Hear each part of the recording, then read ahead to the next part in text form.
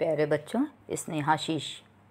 मैं आप लोगों के हिंदी विषयाचार्य सुषमा मैम आज पुनः एक बार हिंदी पठन पाठन की कुछ सामग्री लेकर उपस्थित हूँ। जैसा कि प्यारे बच्चों, पिछले दिनों मैंने आप लोगों को कृतिका जो पूरक पाठ्य पुस्तिका है उसके अंतर्गत जो तीसरा पाठ है साना साना हाथ जोड़े, जिसे लिखा है मधु कांकरिया ने, उसका सारांश मैंने लिखित रूप में आपको भेजा था। आपने पढ़ा होगा, किताब भी भेजी थी मैंने पाठ के आधार पर, तो आपने अच्छी तरह से उस पाठ को पढ़ा होगा, सारांश को भी पढ़कर अपने कॉपी पर लिखा होगा। तो चलो बच्चों, आपको समझ में आ गया होगा सार पाठ का, तो आपको पाठ्य पुस्तक के प्रश्न भी समझ में आ जाएंगे जल्दी से। तो जैसा कि बच्चों आपको पहले मालूम ही है कि साना साना हाथ जोड़ी, इसकी लेखिका मधु कांकरिया है। यह एक यात्रा वृत्तांत है बच्चों, जिसमें मधु कांकरिया ने सिक्किम की राजधानी गंगटोक तथा उसके आगे हिमालय की यात्रा का वर्णन बड़े रोचक ढंग से किया है। बच्चों, इस यात्रा वृत्तांत की विशेषता है कि लेखिका अपने सामाजिक दायित्वों के प्रति सजग हैं और श्रमजीवी लोगों के प्रति भी उनके मन में सम्मान की भावना है, क्योंकि इस पाठ में लेखिका के सहृदय होने का पता चलता है, क्योंकि उनका मन प्रकृति की मनोहारी छटा देखने से अधिक जोखिम भरे कार्यों को करती हुई महिलाओं की ओर देखने में लगता है। तो ध्यान देंगे बच्चों, जैसा कि मैं बता रही हूँ आपको कि यह है कृतिका का, पहले से आपको ज्ञात भी है ये कौन सी पाठ्य पुस्तक, कृतिका पाठ्य पुस्तिका से है, जो आपकी क्या है, कृतिका पाठ्य पुस्तिका पूरक पाठ्य पुस्तिका है। तो ध्यान दें। अब चलो चलते हैं प्रश्नोत्तरों पर। जो पाठ्य पुस्तक पर आधारित प्रश्न हैं वो मैं आपको समझाऊंगी, फिर आप कॉपी पर लिखेंगे और समझेंगे। तो चलो पाठ्य पुस्तक की ओर बढ़ते हैं। हाँ तो बच्चों, आपको मैंने पाठ्य पुस्तक भी भेज दी है, आपने देखा भी होगा, है ना। ये आपका पाठ है, आपने पढ़ा भी होगा इसको भली भांति से और समझा भी होगा। तो ध्यान दें, ये आपका पाठ था साना साना हाथ जोड़ी का। बच्चों, जैसा कि आपने पढ़ा भी होगा, साना साना हाथ जोड़े का तात्पर्य क्या है कि कवित्री लेखिका ने क्या किया है, प्रार्थना की है कि छोटे छोटे हाथ जोड़कर प्रार्थना कर रही है। पूरा वाक्य है साना साना हाथ जोड़ी गर्दहु प्रार्थना हामरो जीवन तिमरो कौशेली, यानी छोटे छोटे हाथ जोड़कर प्रार्थना कर रही हूँ कि मेरा सारा जीवन अच्छाइयों को समर्पित हो। और बच्चों, ये प्रार्थना ने किससे सीखी थी? एक नेपाली युवती से सीखी थी। ये बोल ना, जो बोल उन्होंने बोले हैं नेपाली युवती से सीखे थे। तो चलो बच्चों, इसके पश्चात हम चलते हैं प्रश्नोत्तरों की ओर। हाँ तो बच्चों, प्रश्नों की ओर बढ़ते हैं। चलिए देखें आप, पहला प्रश्न जो पाठ्य पुस्तक पर आधारित प्रश्न हैं उनकी ओर बढ़ें। तो चलो पहला प्रश्न देखें। पहला प्रश्न मैं आप पढ़ती हूँ, आप ध्यान देंगे और देखेंगे। पहला प्रश्न, ध्यान दें। हाँ तो पहला प्रश्न है, ध्यान दें, यह है, मैं पढ़ रही हूँ। झिलमिलाते सितारों की रोशनी में नहाया गंतोक लेखिका को किस तरह सम्मोहित कर रहा था? प्रश्न आप समझ रहे होंगे। झिलमिलाते सितारों की रोशनी में नहाया गंतोक लेखिका को किस तरह सम्मोहित कर रहा था? तो बच्चों चलो प्रश्न उत्तर देखते हैं। लेखिका जब गंतोक पहुंची, जैसा कि बच्चों बताया गया है, ये एक यात्रा वृत्तांत है। याद है मधु कांकरिया ने जो यात्रा वृत्तांत लिखाया है ना, कि यहाँ गंतोक से लेकर हिमालय तक की यात्रा के प्राकृतिक दृश्यों का उन्होंने वर्णन किया है। तो झिलमिलाते सितारों की रोशनी ये में नहाया गंतोक लेखिका को किस तरह सम्मोहित कर रहा था? तो उत्तर ध्यान दें। लेखिका जब गंतोक पहुंची तो झिलमिलाते सितारों की रोशनी में नहाया गंतोक उन्हें क्या करने लगा? अपनी ओर आकर्षित कर रहा था, सम्मोहित कर रहा था, जिसे देखकर लेखिका हैरान थी, अचंभित हो रही थी। उसे लग रहा था कि आसमान उलट पड़ा हो और सारे तारे क्या हैं, बिखर कर टिमटिमा रहे हों। क्या कर रहे हों? जैसे सारे तारे टिमटिमा रहे हों और दूर ढलान लेती तराई पर सितारों के गुच्छे रोशनियों की झालर सी बना रहे हों। ऐसा लग रहा था जैसे झालर सी बन गई हो। समझ में आ रहा होगा बच्चों उत्तर। चलें, अगला प्रश्न है, अगले प्रश्न की ओर बढ़ें। प्रश्न संख्या 2 है, गंतोक को मेहनत कश बादशाहों का शहर क्यों कहा गया है? गंतोक को गंतोक को मेहनतकश बादशाहों का शहर क्यों कहा गया है? तो ध्यान दें बच्चों, उत्तर पर प्रकाश डालती हूँ। उत्तर ध्यान देंगे, ध्यान दें बच्चों। गंतोक, हाँ तो ध्यान देंगे, जैसा कि मैंने प्रश्न किया है, गंतोक को मेहनतकश बादशाहों का शहर क्यों कहा गया है?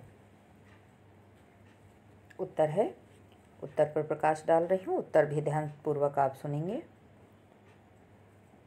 गंतोक एक ऐसा पर्वतीय स्थल है जिसे वहाँ के मेहनतकश लोगों ने अपनी मेहनत से बड़ा सुरम्य बना दिया है। वहाँ सुबह शाम रात सब कुछ सुंदर प्रतीत होता है। यहाँ के मेहनतकश बादशाहों का शहर कहा गया है, इसीलिए गंतोक को क्या कहा गया है? मेहनतकश बादशाहों का शहर कहा गया है। समझ में आ रहा होगा बच्चों। तो चले, 2 प्रश्न आपके समाप्त हुए। चले अगले प्रश्न की ओर, तीसरे प्रश्न की ओर बढ़ते हैं। मैं तीसरा प्रश्न पढ़ती हूँ, तब आप ध्यान देंगे। तीसरे प्रश्न, हाँ बच्चों, तीसरा प्रश्न है, कभी श्वेत तो कभी रंगीन पताकाओं का फहरना किन अलग अलग अवसरों की ओर संकेत करता है? कभी श्वेत तो कभी रंगीन पताकाओं का फहरना किन अलग अलग अवसरों की ओर संकेत करता है? जैसा कि बच्चों आपने पुस्तक में पढ़ा भी होगा, मैं उत्तर बताती हूँ। उत्तर पर ध्यान देंगे कि यहाँ पहाड़ी रास्तों में लगी श्वेत पताकाएं बौद्ध पताकाएं। कैसी पताकाएं हैं बच्चों? बौद्ध पताकाएं। जो श्वेत पताकाएं हैं वो कैसी हैं? वो बौद्ध पताकाएं हैं। बौद्ध पताकाएं हैं, बौद्ध पताकाएं। किसी ध्वज की तरह फहराती ये पताकाएं शांति और अहिंसा की प्रतीक हैं। किसकी प्रतीक हैं? ये शांति एवं अहिंसा की प्रतीक मानी गई हैं। इन पर मंत्र लिखे रहते हैं। इन पताकाओं पर क्या लिखे रहते हैं? मंत्र लिखे रहते हैं। जब किसी बुद्धिस्ट की मृत्यु होती है तो उसकी आत्मा की शांति के लिए, किसकी शांति के लिए? उसकी आत्मा की शांति के लिए शहर से दूर किसी भी पवित्र स्थान पर 108 श्वेत पताकाएं फहरा दी जाती हैं। जैसा कि आप ध्यान दे रहे होंगे, कितनी? 108 है ना, 108 श्वेत पताकाएं फहरा दी जाती हैं। इसी प्रकार नए कार्य की शुरुआत में रंगीन पताकाएं फहराई जाती हैं। जब कोई नया कार्य होता है, जब नया शुभ अवसर आता है, तब कैसी पताकाएं फहराई जाती हैं? तब नई रंगीन पताकाएं फहराई जाती हैं। और इन पताकाओं की विशेषता ये है बच्चों, ये उतारी नहीं जाती। ये पताकाओं को उतारा नहीं जाता, बल्कि धीरे धीरे स्वतः अपने आप क्या हो जाती हैं? नष्ट हो जाती हैं। तो प्रश्न 3 का उत्तर हुआ। चलो प्रश्न संख्या 4 की ओर बढ़ते हैं। प्रश्न संख्या 4 ध्यान दें। जितेन नार्वे ने लेखिका को सिक्किम की प्रकृति और वहाँ की भौगोलिक स्थिति एवं जनजीवन के बारे में क्या महत्वपूर्ण जानकारियाँ दी? लिखी। कि लेखिका ने जो यात्रा की थी, जो जितेन नार्वे था, जो गाइड का काम कर रहा था, उसने क्या वहाँ की जानकारी दी थी, उसके बारे में बताना है। तो ध्यान दें बच्चों, उत्तर की ओर भी ध्यान देना कि जितेन नार्वे ने लेखिका को सिक्किम के बारे में निम्नलिखित जानकारियाँ दी। मैं बताती हूँ कुछ, है ना, कॉलम के माध्यम से, क ख ग के माध्यम से बता रही हूँ। पहली है, लेखिका को हिमालय की गहरी घाटियाँ एवं फूलों की वादियों की जानकारी दी। किसकी? घाटियों की और गहरे फूलों की वादियों की जानकारी दी थी। दूसरा है, यहाँ की दुकानों पर दलाई लामा की तस्वीर टंगी दिखाई देगी। क्या बताया था जितेन नार्वे ने? कि यहाँ की दुकानों पर दलाई लामा की तस्वीर टंगी दिखाई देगी। ध्यान दे रहे हो बच्चों? तो चलें अगले बिंदु पर चलते हैं। हाँ तो चलो बच्चों, प्रश्न संख्या 3 पर चलते हैं। आप ध्यानपूर्वक देख भी रहे होंगे, सुन भी रहे होंगे। कभी श्वेत तो कभी रंगीन पताकाओं का फहराना किन किन अलग अवसरों की ओर संकेत करता है? ये तो आपने अभी पढ़ाई था। इसके पश्चात प्रश्न संख्या मैं 4 बता रही थी। 4 की ओर ध्यान देंगे। प्रश्न संख्या 4 ध्यान दें। हाँ तो अगला बिंदु बच्चों था, ध्यान देंगे। अगला बिंदु है, सिक्किम में भी अन्य लोगों की तरह आस्था, अंधविश्वास, पाप पुण्य की अवधारणा देखने को मिलती है और घूमता हुआ प्रार्थना चक्र ऐसा ही था। ध्यान देंगे। नार्वे ने उत्साहित होकर कटाओ के बारे में बताया कि कटाओ हिंदुस्तान का क्या है, स्विट्जरलैंड है। क्या बताया? कटाओ हिंदुस्तान का स्विट्जरलैंड है। अगला बिंदु बताया, ध्यान दें, अगला बिंदु है सिक्किम में हिमालय का सौंदर्य पल पल परिवर्तित होता दिखाई देता है। अगला बिंदु है यहाँ के छाया पहाड़ अपने श्रेष्ठतम रूप में होते हैं। किस रूप में? अपने श्रेष्ठतम रूप में होते हैं। सुन भी रहे होंगे, देख भी रहे होंगे। अपने श्रेष्ठतम रूप में, श्रेष्ठतम रूप में होते हैं। अगला है सिक्किम के लोग अधिकतर बौद्ध धर्म को मानते हैं और यदि किसी बुद्धिस्ट की मृत्यु हो जाए तो उसकी आत्मा की शांति के लिए 108 पताकाएं फहराई जाती हैं। किसी शुभ अवसर पर रंगीन पताकाएं फहराई जाती हैं, जैसा कि मैंने पहले भी प्रश्न में बताया था। आपको प्रश्न 4 समझ में आए होंगे। तो चलें प्रश्न संख्या 5 की ओर बढ़ते हैं। प्रश्न संख्या 5 ध्यान दें। लॉन्ग स्टॉक में घूमते हुए चक्र को देखकर लेखिका को पूरे भारत की आत्मा ऐसी क्यों दिखाई दी? लॉन्ग स्टॉक में घूमते हुए चक्र को देखकर लेखिका को पूरे भारत की आत्मा ऐसी क्यों दिखाई दी? तो चलिए बच्चों अब उत्तर की ओर बढ़ते हैं। हाँ, तो उत्तर पर ध्यान देंगे। प्रश्न संख्या 5 मैंने पढ़ी भी थी। आप उत्तर भी ध्यान दे रहे होंगे।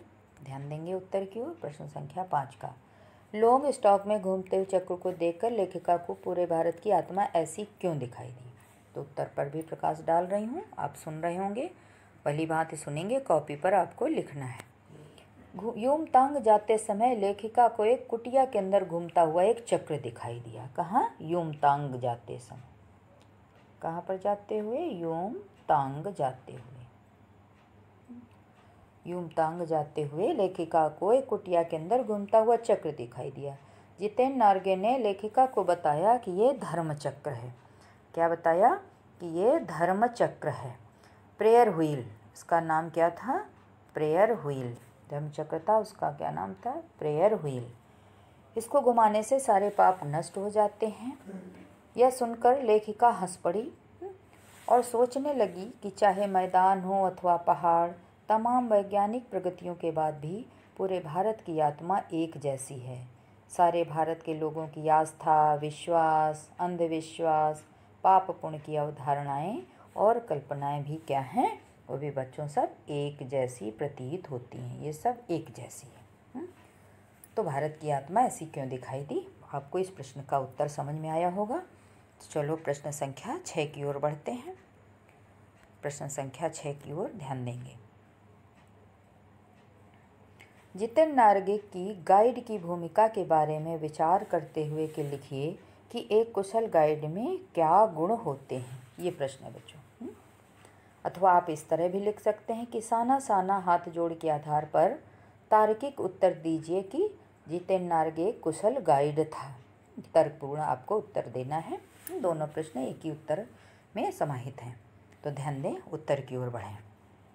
मैं उत्तर पढ़ूंगी, आप अच्छी तरह से सुनेंगे, मैं समझा भी रही हूँ। ध्यान दें।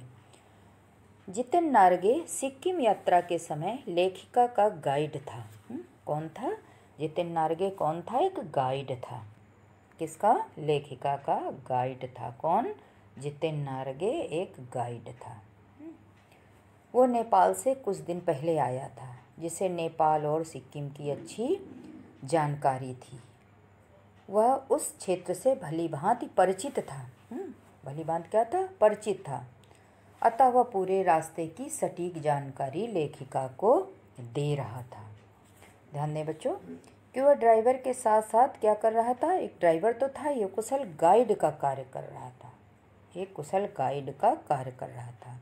उसमें प्रायः गाइड के सभी गुण विद्यमान थे जो अपेक्षित हैं, है न, जिसकी अपेक्षा की जाती है। कुशल गाइड में जो गुण होते हैं वो उसमें सारे विद्यमान थे। उन गुणों के बारे में मैं प्रकाश डाल रही हूँ, वो भी ध्यान देंगे बच्चों। तो ध्यान दें बच्चों, जैसे प्रश्न था कुशल गाइड में कौन कौन से गुण होने चाहिए, तो ध्यान दें कि कुशल गाइड में को एक अपने भौगोलिक स्थिति तथा विभिन्न स्थानों के महत्व तथा उनसे जुड़े रोचक जानकारियों का भी ज्ञान होना चाहिए। कुशल गाइड को क्या होना चाहिए? अपने क्षेत्र की भौगोलिक स्थिति तथा विभिन्न स्थानों के महत्व तथा उनसे जुड़े रोचक तथ्य हैं, जो रोचक जानकारियां हैं, उनको भी उनका जानकारी उसको होनी चाहिए। अगला बिंदु बच्चों आता है, ध्यान देंगे कि उसे कैसा होना चाहिए? मृदुभाषी। गाइड कैसा होना चाहिए? मृदुभाषी। उसकी वाणी मीठी होनी चाहिए, मधुरभाषी होनी चाहिए, मीठा बोलने वाला होना चाहिए। अगला बिंदु है, उसे क्षेत्र के सभी स्थानों एवं मार्गों की जानकारी होनी चाहिए। उसे क्या है? अपने स्थानीय स्थान हैं जो भी हैं, पास के मार्ग हैं, उसकी सबकी उसे जानकारी होनी चाहिए। और जो जितेन था उसे सिक्किम के जनजीवन, संस्कृति तथा धार्मिक मान्यताओं का क्या था? पूरा ज्ञान था। उसे पूरा ज्ञान था, वहाँ के स्थान का उसे पूरी जानकारी थी। वहाँ की कठोर जीवन स्थितियाँ, जो वहाँ की कठोर स्थितियाँ थी, उनसे वो भली भांति क्या था? परिचित था। वो क्या था? वहाँ की हर स्थिति से बच्चों वो परिचित था, जानकारी थी उसको वहाँ के स्थान की, वो परिचित था। ध्यान दे रहे होंगे। तो ये गुण जो होते हैं कुशल गाइड का, ये आवश्यक गुण होता है कि उसे वहाँ के स्थानीय सारी जानकारी हो। बच्चों अगला एक जितेन का सबसे अच्छा गुण क्या था कुशल गाइड के रूप में भी, कि जितेन का वो मानवीय संवेदनाओं की समाज तथा परिष्कृत संवाद शैली व सिक्किम की सुंदरता का गुणगान ही नहीं करता था, बल्कि बच्चों वहाँ के लोगों के दुख दर्द के बारे में लेखिका से बातचीत करता था, सबके बारे में बताता रहता था। वहाँ के स्थानीय लोगों की पीड़ा, वहाँ के लोगों के कष्टों के बारे में भी वो बताता था। उसकी भाषा कैसी थी? बड़ी परिष्कृत थी, शुद्ध थी, है ना। भाषा कैसी थी? परिष्कृत एवं शुद्ध थी। और संवाद का ढंग अपनत्व से पूर्ण था। कैसा था? अपनत्व से भरा हुआ। बच्चों बोलता था तो कैसे बोलता था? अपनत्व से भरा हुआ, अपनत्व झलकता था। कैसा था? अपनत्व झलकता था। उसकी वाणी में क्या होता था? अपनत्व झलकता था। तो बच्चों ये क्या है? ये गाइड में, किसी भी गाइड का ये आवश्यक गुण है। कौन सा गुण? अपनत्वपन, अपनेपन का जो गुण होता है कुशल गाइड में होना आवश्यक होता है। बच्चों अगला गुण जो है मैं बता रही हूँ, ध्यान देंगे।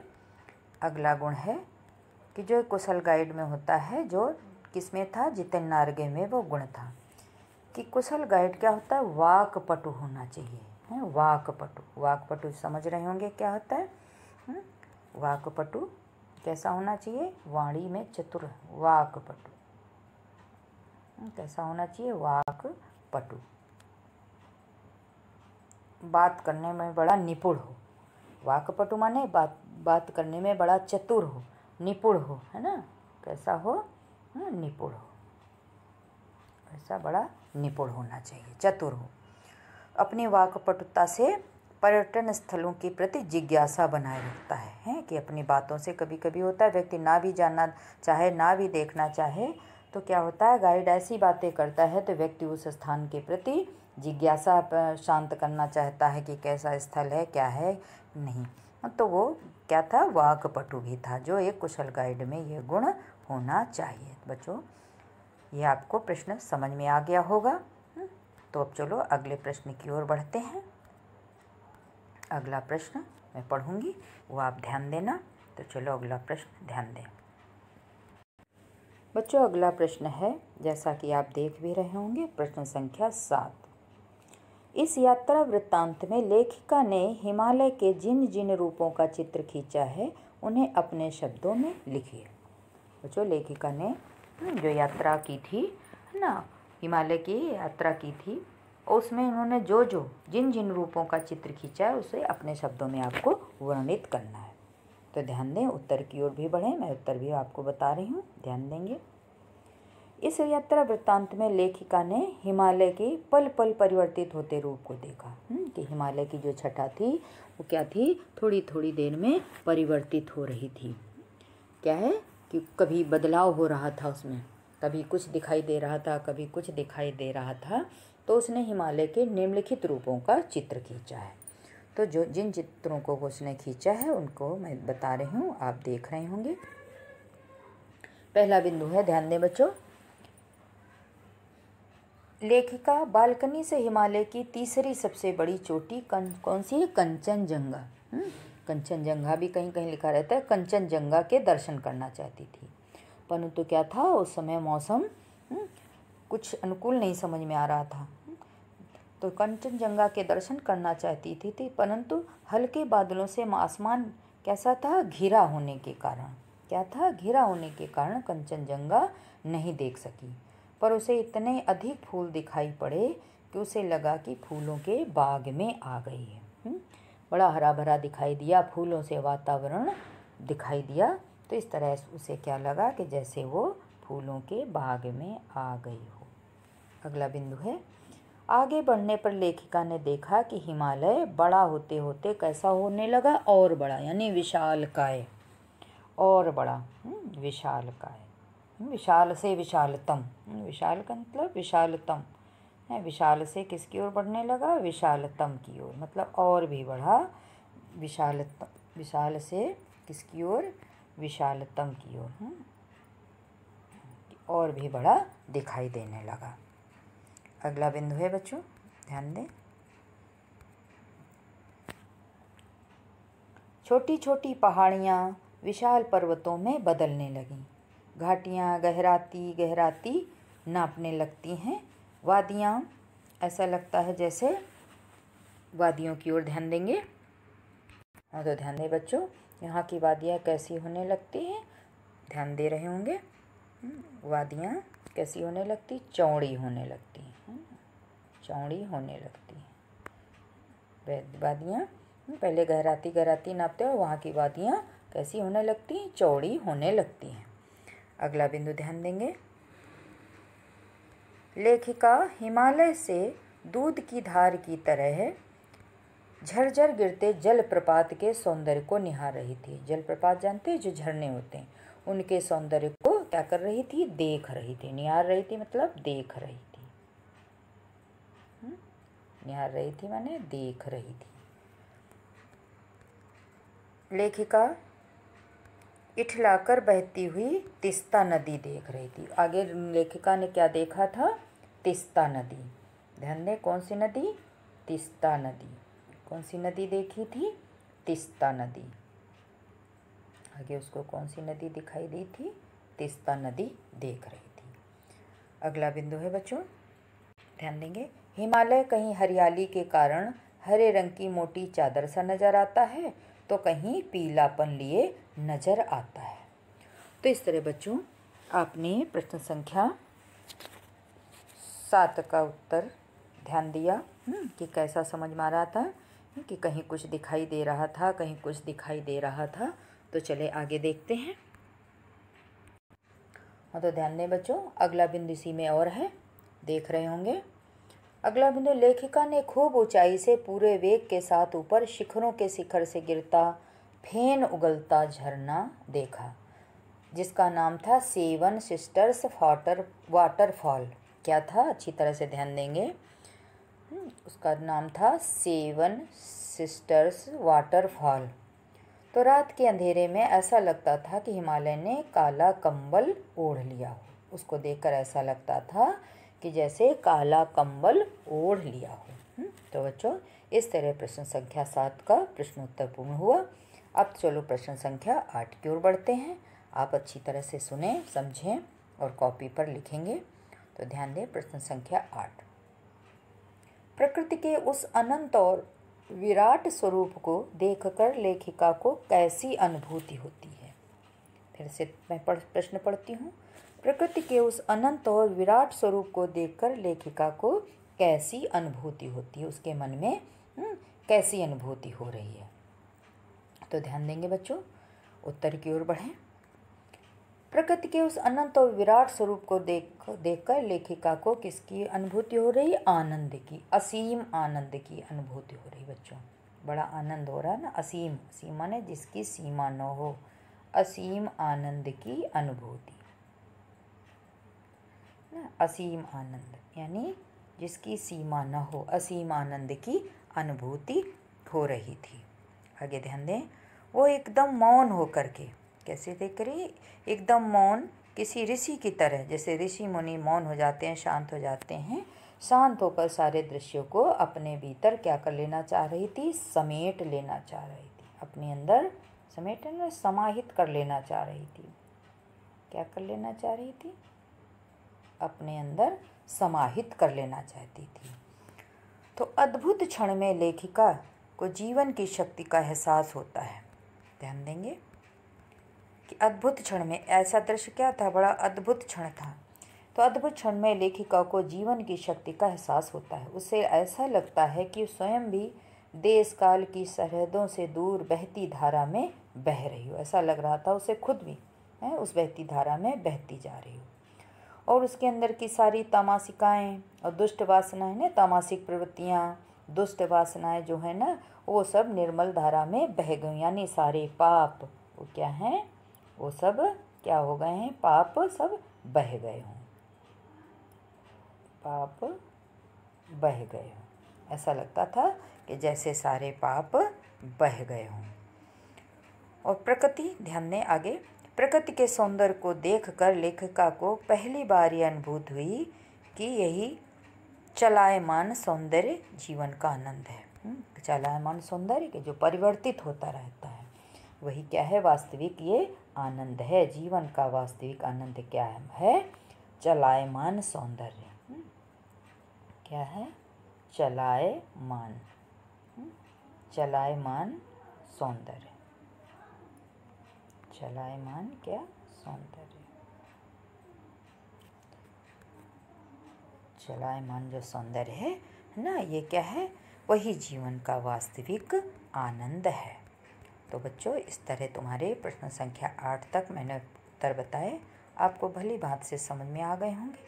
अब आप इनको कॉपी पर भली भांति उतारेंगे और लिखेंगे भी अच्छी तरह से, और याद भी करेंगे, क्योंकि अर्धवार्षिक परीक्षा समीप भी होगी, और जब भी होगा तो आपको बताया भी जाएगा, और हर बच्चा कॉपी पर लिखेगा और याद भी करेगा, तैयार करेगा, और तथा निरीक्षण के लिए भी भेजेगा। तो बच्चों, आज का कार्य मैं यहीं से इतना ही समाप्त करती हूँ। शेष अगले समय में बाकी प्रश्नोत्तरों को मैं अगले उसमें बताऊँगी। ठीक है बच्चों, यहीं से मैं समाप्त करती हूँ।